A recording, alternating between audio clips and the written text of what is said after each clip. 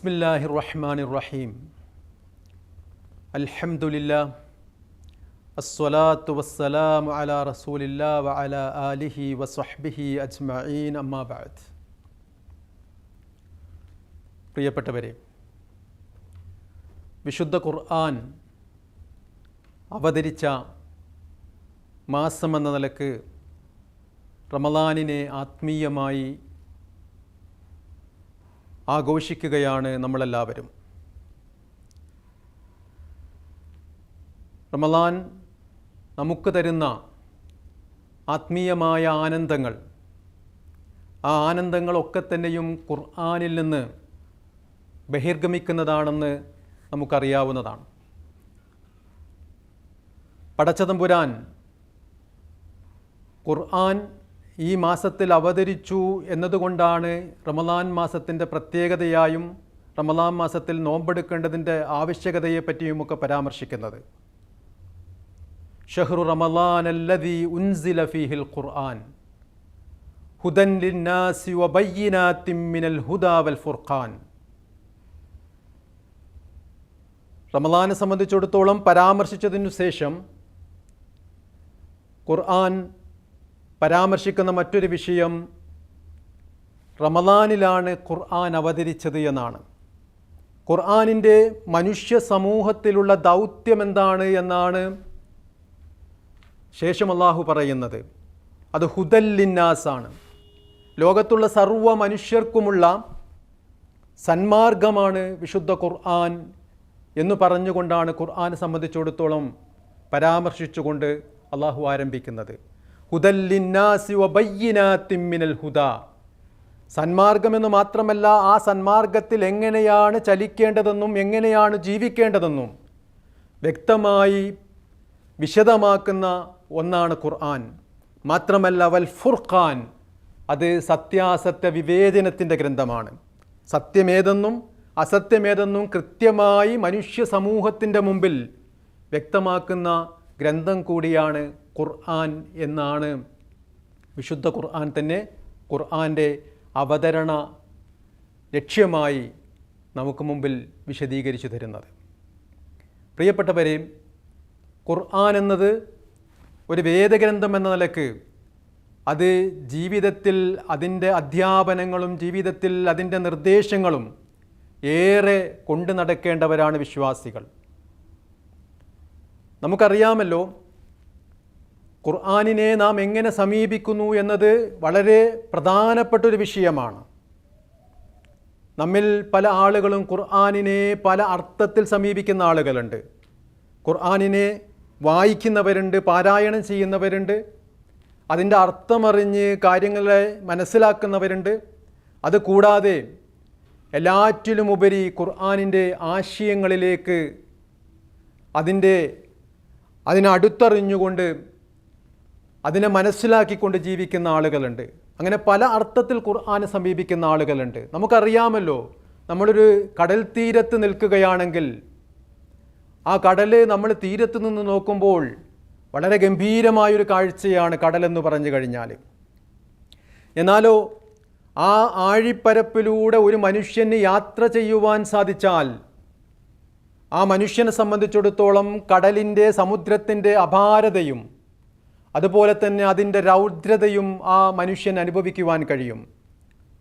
അതിലൊക്കെ ഉപരി ആ സമുദ്രത്തിൻ്റെ ആഴങ്ങളിലേക്ക് കാണ്ടിറങ്ങുവാനും ഊളിയിടുവാനും അവിടെയുള്ള വിസ്മയ ലോകം കാണുവാനും അവിടെയുള്ള വിലപിടിപ്പുള്ള മുത്തും പവിഴവുമൊക്കെ ശേഖരിക്കുവാനുമൊക്കെ ഒരു മനുഷ്യൻ അവസരം കിട്ടിയാൽ കരയിൽ നിൽക്കുന്നവൻ്റെയും കടലിൽ സഞ്ചരിക്കുന്നവൻ്റെയും ഒക്കെ അവസ്ഥയിൽ നിന്ന്, മാനസികാവസ്ഥയിൽ നിന്ന് വ്യത്യസ്തമായാണ് യഥാർത്ഥത്തിൽ കടലിനടിയിലേക്ക് ഊളിയിടുന്ന മനുഷ്യൻ്റെ മാനസികാവസ്ഥ എന്നുള്ളത് നമുക്കറിയാവുന്ന കാര്യമാണ്. യഥാർത്ഥത്തിൽ ഖുർആനെ നമ്മൾ സമീപിക്കുമ്പോഴും ഇത്തരത്തിലാണ് നമ്മിൽ പല ആളുകളും പല വിധാനത്തിൽ നിന്നുകൊണ്ടാണ് ഖുർആനിനെ സമീപിച്ചു കൊണ്ടിരിക്കുന്നത്. നമുക്കറിയാം, ഖുർആൻ വായിക്കുക, ഖുർആൻ പാരായണം ചെയ്യുക, അതുപോലെ തന്നെ അത് പഠിക്കുക എന്നൊക്കെ പറയുമ്പോൾ വളരെ പ്രധാനപ്പെട്ട ഒരു കാര്യമാണ് ഒരു വിശ്വാസിയുടെ ജീവിതത്തിൽ. അയാൾ നിരന്തരം അത് ചെയ്തുകൊണ്ടിരിക്കേണ്ടതാണ്.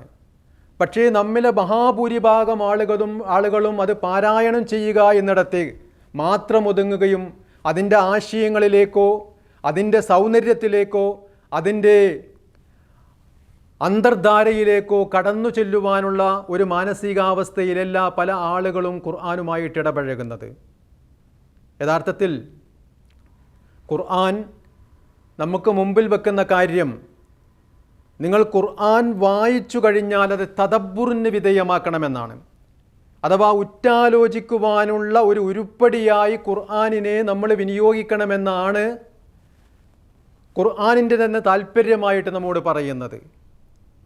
ഖുർആൻ എന്ന് പറഞ്ഞു കഴിഞ്ഞാൽ അത് ഒരു കേവലം വ്യവസ്ഥാപിതമായ ഒന്നിൽ തുടങ്ങി അവസാനിക്കുന്ന ഒരു ഗ്രന്ഥമെന്ന നിലയ്ക്ക് മാത്രമല്ല അതിനെ നാം കാണേണ്ടത്.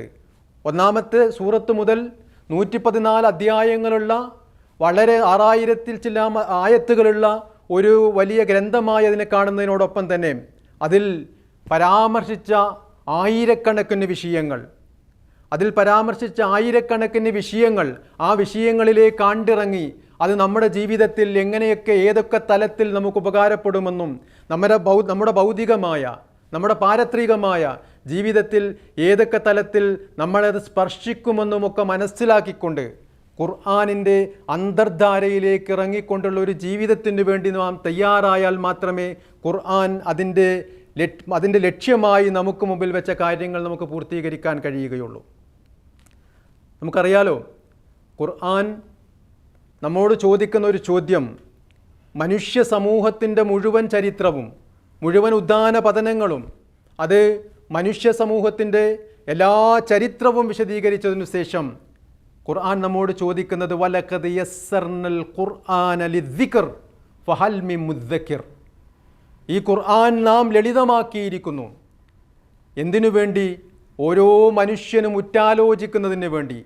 ഓരോ മനുഷ്യനും ഉറ്റാലോചിച്ച് അവനു പറ്റിയ തെറ്റുകളും കുറ്റങ്ങളും പിഴവുകളും ഭ്രംശങ്ങളുമൊക്കെ തിരുത്തുവാനും അതിലൂടെ അവൻ്റെ ജീവിതം കൂടുതൽ നല്ല ശരിയിലേക്ക് കൂടുതൽ ശരിയിലേക്ക് കൊണ്ടുപോകുവാനും കരുപ്പിടിപ്പിക്കുവാനും വേണ്ടി ആരെങ്കിലും തയ്യാറുണ്ടോ എന്ന വിശുദ്ധ ഖുർആനിൻ്റെ ചോദ്യം യഥാർത്ഥത്തിൽ നമ്മൾ മുഖവിലക്കെടുക്കേണ്ടതാണ്.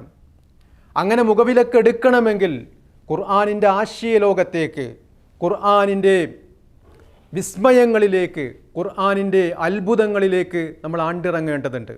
അങ്ങനെ ആണ്ടിറങ്ങുമ്പോൾ മാത്രമേ ഖുർആൻ നമുക്ക് മുമ്പിൽ വിശദീകരിച്ച യഥാർത്ഥ ഖുർആനിൻ്റെ വായനക്കാരനായിട്ട് നമുക്ക് മാറുവാൻ കഴിയുകയുള്ളൂ.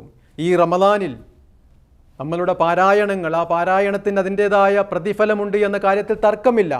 ആ പാരായണങ്ങൾ കൂടുതൽ ഖുർആനിൻ്റെ ആശയങ്ങളിലേക്കും ഖുർആനിൻ്റെ സൗന്ദര്യത്തിലേക്കും ഖുർആനിൻ്റെ സാഹിത്യ ഭംഗിയിലേക്കും അതിൻ്റെ ആശയപരമായ ദൃഢതയിലേക്കുമൊക്കെ നമ്മളുടെ മനസ്സിനെ കൊണ്ടുപോകുന്ന തരത്തിലുള്ള വായനയിലേക്ക് നമ്മുടെ വായനയെ പരിവർത്തിപ്പിക്കുവാൻ എല്ലാവരും സന്നദ്ധമാകണമെന്ന് ഓർമ്മിപ്പിക്കുകയാണ് ഈ അവസരം നൽകിയ ബഹ്റൈൻ മീഡിയ സിറ്റിക്ക് ഇന്ത്യൻ ഇസ്ലാഹി സെൻറ്ററിൻ്റെ പേരിലുള്ള അഗൈതവമായ നന്ദി രേഖപ്പെടുത്തുന്നു. അള്ളാഹു നമ്മെ എല്ലാവരെയും അനുഗ്രഹിക്കുമാറാകട്ടെ. വാഖിറു ദഅ്വാനാ അൽഹംദുലില്ലാഹി റബ്ബിൽ ആലമീൻ. അസ്സലാമു അലൈക്കും വറഹ്മത്തുള്ളാഹി.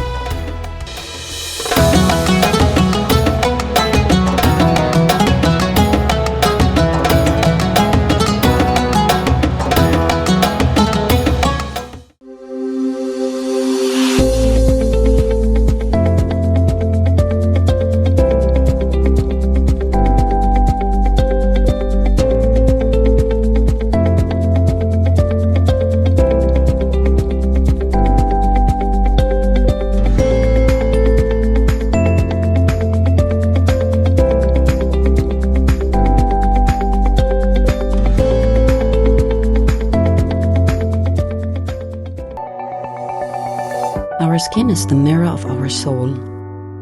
Our skin is our largest sensory organ. Our skin needs a healthy microbiome balance. This is regulated by its pH value, which protects the skin from pathogens, cold and ultraviolet rays.